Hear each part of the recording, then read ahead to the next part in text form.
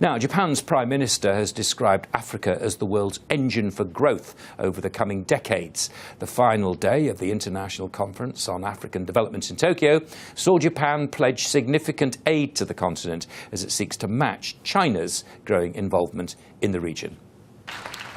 Putting their money where their mouth is.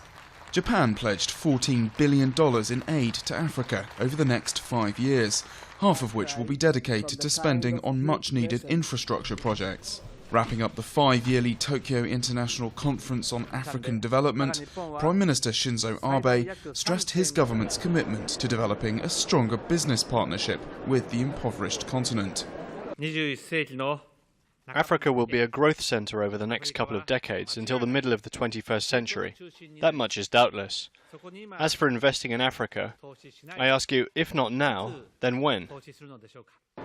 Africa's growing middle class makes an attractive target for Japanese firms, whose domestic market is ageing and shrinking. But involvement in the region has come at a cost. 10 Japanese employees were killed in a bloody hostage siege at an Algerian gas plant, traumatizing the nation.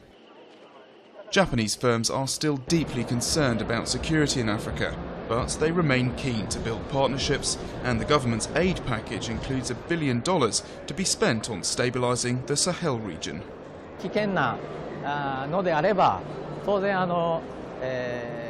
If it's too dangerous, it will be difficult for us to implement investment immediately. But in the future, if we have information along the lines of a restoration of security, we will seriously consider investment in this region. Japan's determined to show that it means business and can move out of China's shadow. That Asian power's more aggressive approach has given it 5 times the trading volume and 8 times the direct investment in Africa. Africans, I think, want to seize this opportunity to get closer to Asia in general, and Japan in particular, which has remained rather reserved compared to other East Asian countries, such as China.